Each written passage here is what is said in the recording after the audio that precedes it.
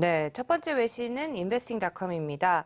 투자자들이 지금 미국 대선을 대비해서 현금을 보유하고 있다, 현금 보유량을 늘리고 있다라는 기사 제목인데요. 투자자들의 분위기부터 좀 살펴볼까요? 네, 전반적으로 그 브렉시트 이후에 여러 가지 불안한 요소가 세계 경제에 있습니다만은 가장 현실적으로 볼 때 미국 대선이 이제 남아있는 어떤 불안 요소 중에서 가장 큰 불안 요소를 보고 있습니다. 그래서 힐러리라든가 그리고 그 트럼프 두 사람 중에 누가 되더라도 이 미국 경제의 그 불안감은 없어질 수 없다. 네. 특히 그 트럼프가 됐을 때 그 여러 가지 지금 현재 진행되고 있는 그 금융에 대한 여러 가지 제재라든가 이런 조건들에서 다시 한번 재협상을 해야 된다. 이렇게 하고 있기 때문에 여러 가지 불안 요소로 인해서 지금 현재 상당히 여러 가지 투자자들이 생각하고 있는 그 가장 큰 이슈 중에 하나가 미국 대선에 대해서 가장 중요하게 불안하게 생각하고 있습니다. 그래서 네. 이번에 그 UBS에서 자기들의 고액 자산가를 한 2,200명을 대상으로 조사했는데 이 대선 문제가 가장 큰 불안 요소로 지금 부각되고 있습니다. 그렇군요. 또 뭐 이번에도 금이 아니라 현금 보유량을 좀 늘리고 있다는 건데 특별한 이유가 있을까요? 네, 아무래도 이제 경기가 불안하고 시장이 아주 불안할 때는 그 현금을 보유하고 있는 게 가장 좋은데 전체 포트폴리오 중에서 지금 최근 5년간의 그 현금 보유 비율을 보면은 이 UBS 고액 자산가 2,200명의 평균으로 보면 한 전체 포트폴리오의 한 20%를 현금으로 보유하고 있다고 그러는데 네. 최근 들어서는 이제 25%까지 좀 늘리는 쪽으로 지금 현금 보유를 늘리고 있습니다. 네. 그렇지만 현재 보면 이게 미국 경제에 대해서 어떤 불안감을 나타내느냐 그건 아닌데 전반적으로 이제 미국 경제가 아주 천천히 아주 확고하게 가겠지만은 가장 변동성이 있는 요소로서 미국 대선을 보고 있고 이에 따라서 UBS에서는 현금 보유를 좀 늘리는 것을 강력하게 좀 추천을 하고 있습니다. 그렇게 된 배경이었군요. 네, 첫 번째 이슈도 확인해 봤고요. 이어서 두 번째 이슈도 함께 보겠습니다.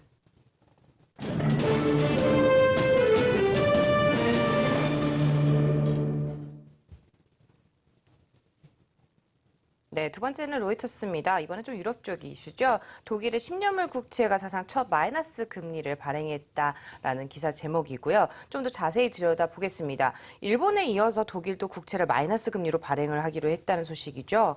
좀 더 자세히 살펴볼까요? 네, 이제 우리가 좀 생각을 좀 달리 해야 되는 게 아닌가. 그리고 경제학 교과서도 좀 다시 써야 되는 것 같습니다. 어떤 부분에서? 국채를 네. 사실은 우리가 돈을 주고 살 때 돈을 내고 산다는 건 아직 상상을 못 했는데 지금 그렇죠. 유럽도 그렇고 일본도 그렇고 그리고 드디어는 이제 가장 견고한 경제인 독일조차도 금리를 마이너스로 내리면서 10년짜리 국채를 쿠폰 레이트 그러니까 표면 금리를 0%로 발행하기로 했습니다. 네. 이번에 그 10년 만기 국채 45억 달러치를 평균 금리 마이너스 0.05% 그리고 표면 금리를 0%에 발행을 하기로 했습니다. 네, 제조업의 중심에 있는 독일 좀 탄탄하다고 생각했는데 이번에 마이너스 국채를 발행하게 된, 마이너스 금리라고 해야 되겠죠? 네네. 마이너스 금리 국채를 발행하게 된 배경은 뭐라고 근데 보세요? 전반적으로 이렇게 갑자기 한 게 아니라 시장에서는 이미 10년물 국채가 마이너스 0.2%에 거래되고 있는 상황이었기 때문에 이렇게 그 정부에서 다시 한번 발행할 때는 0%, 마이너스 0.05% 정도에 발행할 것이다 이렇게 예상을 했습니다. 네. 그런데 가장 큰 그 기본적인 원인은 지금 현재 브렉시트가 진행되고 있기 때문에 이게 단기적인 이슈가 아니라 장기적으로 전반적인 영향이 클 것이다. 이게 보고 있는 게 크고요. 네. 그 두 번째로는 이제 이걸로 인해서 글로벌 경기 자체가 성장이 둔화되면서 여러 가지 이제 경기가 안 좋아지고 그리고 가장 큰 유럽의 문제인 그 이태리 은행들의 부실 이게 유럽 전체의 그 부실의 3분의 1을 가지고 있기 때문에 이런 상황에서 이제 독일 정부가 발행하는 국채가 가장 안전한 자산이다. 그래서 네. 독일 정부 입장에서는 마이너스 금리로 하더라도 자금 조달에 전혀 문제가 없고 투자자들 입장에서도 뭐 이 정도 된다 그러면은 지금 여러 가지 불안 요소를 감안할 때 독일 정부 국채가 뭐 여러 가지 금이라든가 그리고 이제 뭐 미국 국채도 있습니다만은 독일 정부 국채가 유럽에서는 가장 안전한 자산으로 지금 보고 있습니다. 그렇죠. 네네. 만약에 이제 독일이 이렇게 마이너스 금리를 채택을 하게 될 경우 다른 나라들도 연이어서 그러진 않을까 싶은데 어떤가요? 네, 이제 서서히 그 마이너스 국채 금리 시대가 오는 게 아닌가 이런 그 상황이 되고 있습니다.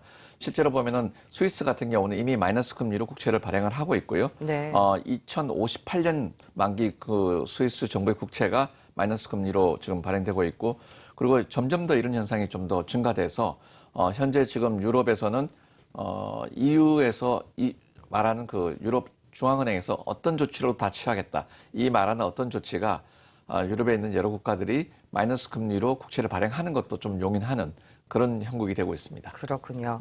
네, 일본에 이어서 독일도 국채를 마이너스 금리로 채택하게 되었다라는 발행을 하게 되었다라는 소식 들어봤습니다. 이어서 세 번째 이슈도 확인해 보겠습니다.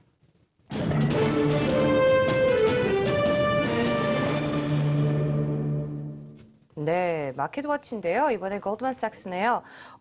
본점 뉴욕에서 55명을 추가로 해고하기로 예정했다라는 기사 제목입니다. 굉장히 불안해지는 뉴스인데요. 인력을 좀 감원한다는 소식이죠. 어느 정도인가요? 네, 그 인력을 감원하는 그 55명의 숫자가 중요한 게 아니라 네. 전반적인 그 분위기, 특히 골드만삭스가 가지고 있는 금융권에서 위치를 볼 때 굉장히 그 상징적인 의미가 큽니다.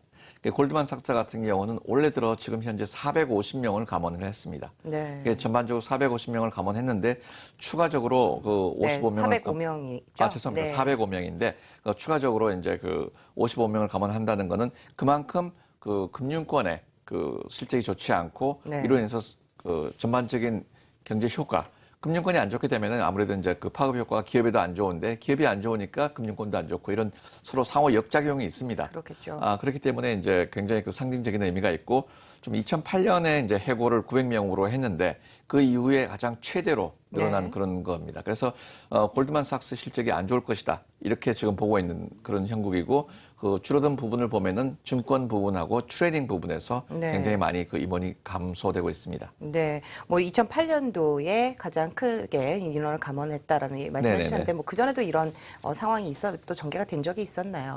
네, 2008년에 그 감원을 가장 크게 했고 여러분들이 잘 아시는 것처럼 2009년에 이제 그 리만 브로더스 사태로 인해서 이제 금융권이 어려워지고 그러면서 2011년에 감원을 했는데 2011년 이후로 지금 2016년에 또 처음으로 감원을 하고 있습니다. 그렇게 된 거군요. 근데 이제 아무래도 이제 그 은행이 이제 지금 실적을 내놓게 돼 있는데 은행권 같은 경우는 지난 1분기를 보면은 그 총이익이 1999년 이후로 가장 최대로 줄어들어서 60%나 줄어들었습니다. 네. 그게 이제 채권이라든가 외환 그리고 이런 부분에서 나타나는데 원자재 부분 이런 부분에서는 특히 한 마이너스 47%가 떨어졌기 때문에 이런 부분들이 아무래도 전반적으로 지금 앞으로 향후 발표될 은행권의 실적에 좀 안 좋은 영향을 좀 미리 예견하고 있는 거로 보고 그리고 이제 금융권 특히 투자은행들 같은 경우는 미리 선제적으로 감원을 하고 있는 것 같습니다. 그렇군요. 인력 감원이 뭐 실적 때문이다라는 의견 주셨고요.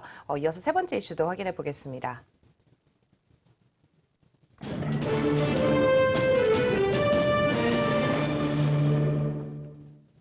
네. 네 번째 이슈죠. 네, 2018년도까지 한 차례 금리 인상에 의대하는 의견을 고수하고 있다라는 제목인데요. 세인트루이스 연방은행 블라드 총재가 미국의 금리 인상을 한 차례까지만 진행을 하겠다라는 의견을 고수하고 있다고 합니다. 좀 더 자세히 살펴볼까요? 어떤 내용이죠? 네, 우선 이 왜 해필 여러 사람 중에서 블러드 총재냐 네. 이게 투표권이 있습니다. 그렇죠. FOMC 미팅에서 이 사람이 이제 투표권이 있기 때문에 굉장히 좀 중요한 사람 중에 한 사람이고 여러 연방은행 총재들이 여러 가지 이제 의견을 말합니다만 이번에는 기업에 있는 그 이코노미스트 경제를 담당하는 사람을 대상으로 해서 이제 연설을 했는데 거기서 2018년까지 자기가 바라보는 미국 금리는 0.63%다. 근데 지금 현재 0.25에서 0.5%인 금리를 감안한다면은 아마 2018년까지는 한 번 정도밖에 금리를 올리지 못할 것이다. 이렇게 예상을 하고 있는 거죠. 네. 근데 이제 이 한 번이라는 게 이 사람이 이제 그런 미국 경제를 좀 안 좋게 보느냐, 뭐 그런 건 아니고 미국 경제가 나쁘지는 않지만은 급격하게 좋아지지는 않는다. 그래서 아주 완만하게 천천히 좋아질 거기 때문에 지금 현재 여러 가지 소비라든가 특히 생산성 부분에서 굉장히 안 좋기 때문에 이런 상황에서는 금리를 올린다 하더라도 2018년까지 많으면 한 번 정도 그렇게 예측을 하고 있는 거죠. 시장에서 이 사람이 직접 한 번 정도 올리겠다 이렇게 말한 건 아니지만은 이 0.63%라는 게 수치적으로 볼 때 지금 현재 금리와 비교해서 한 번 정도 될 것이다. 이렇게 시장이 이제 분석을 하고 있는 겁니다. 네. 뭐 교수님 의견은 어떤지도 여쭤보겠습니다. 네, 저는 지금 이제 2016년인데요. 네. 한 번 정도보다는 좀 많을 것 같습니다. 한 두 번 정도 가능할 것 같은데 지금 현재 이제 미국 같은 경우도 달러가 굉장히 강하기 때문에 지금 현재 여러 가지 경기가 안 좋아서 좀 달러를 내리는 이제 평가절하를 하면서 여러 가지 네. 경기를 부양하고 있는데 아마 2017년 정도 되면은 2016년 11월 달에 대선이 있습니다. 그게 네. 끝나고 나면은 전반적으로 대선 이후에 경기를 부양하는 정책을 쓰기 때문에 아마 한 번은 좀 그렇고 한 두 번 정도 좀 가능할 거라고 저는 보고 있습니다. 그렇군요. 네. 네, 오늘도 말씀 잘 들었습니다. 글로벌 이슈 주민의 이정호 한양대학교 국제학부와 말씀 나눠봤습니다. 말씀 고맙습니다. 네, 고맙습니다.